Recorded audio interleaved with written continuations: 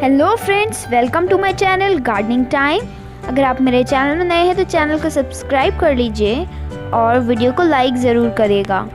तो फ्रेंड्स, आज मैं जो आपके लिए प्लांट लेकर आई हूँ इसका नाम है फ्यूरकेरिया प्लांट। ये एलोवेरा की तरह दिखता है बट एक डेकोरेटिव प्लांट है। ये आप इसे अंदर रख सकते हैं।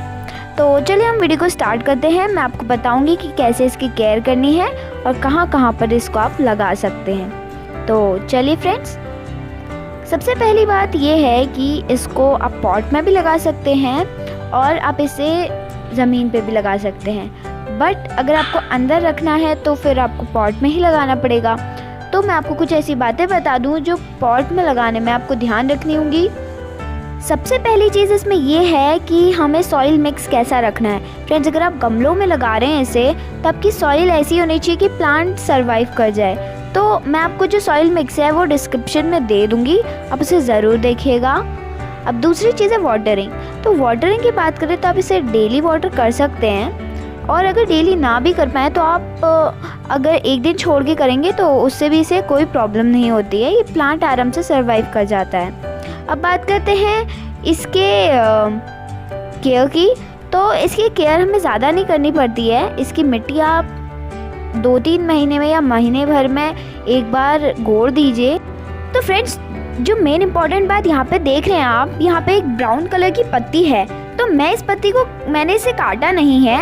ये देखिए यहाँ पे ये भी ब्राउन हो रही है। तो आप देखिए लोग क्या करते हैं कि जो हल्की ब्राउन लगती है उस पत्ती को काट देते हैं, बट ऐसा मत करिएगा फ्रेंड्स, क्योंकि जब नई पत्तियाँ आने लगती हैं तो जो पुरानी पत्तियाँ होती हैं वो ब्राउन हल्की होने लग जाती है, क्योंकि जो नई पत्ती आती है उनको न्यूट्रिशन चाहिए होता है। तो अगर आपने उस पुरानी पत्ती को काट दिया तो दूसरी पत्ती से वो जो नई पत्ती है वो न्यूट्रिशन लेने लगेगी। तो इससे बेटर है जब तक वो पत्ती खुद ही सूख ना जाए, पूरा अपना न्यूट्रिशन उस पत्ती को ना दे दे, तो तब तक आप उसे मत काटिएगा। जैसे अभी मैंने आपको ब्राउन वाली छोटी लीफ दिखाई थी, उसी तरीके से इसको आप अपने हर प्लांट में अप्लाई कर सकते हैं। आप इसका इफेक्ट अपने हर प्लांट में ज़रूर देखेंगे।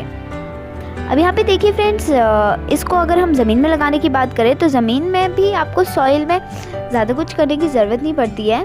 बस आपने इसमें क्या डालते रहना, फर्टिलाइज़र्स, और इसका पानी का ध्यान रखना है। अब फर्टिलाइज़र्स की बात करें, इसमें क्या क्या फर्टिलाइज़र्स यूज़ होते हैं, तो मैं बता दूँ कि मैं हमेशा जब भी अपने प्लांट्स ग्रो करती हूँ तो पहले तो ऑर्गेनिक कंपोस्ट यूज़ करती हूँ, और उसके बाद जो किचन वेस्ट होता है उसको यूज़ करती हूँ, और लास्ट में मैं आती हूँ फर्टिलाइज़र्स पे। फर्टिलाइज़र्स पे मैं जैसे यूज़ करती हूँ DAP हो गया, और आपकी NPK हो गया, और 2-3 चीज़ें और हैं। मैं वो आपको अगली वीडियो में बताऊँगी कि मैं क्या क्या यूज़ करती हूँ। और बाकी आपको इसमें बस ध्यान देना है कि इसमें फंगस ना लगे। आजकल फंगस बहुत लग रहा है, तो फंगस के लिए आपको क्या करना है, एक दवाई का पैकेट आता है वो आपने डाल देना है। थैंक यू फ्रेंड्स, अगर आपको मेरी वीडियो पसंद आई हो तो वीडियो को लाइक ज़रूर करें।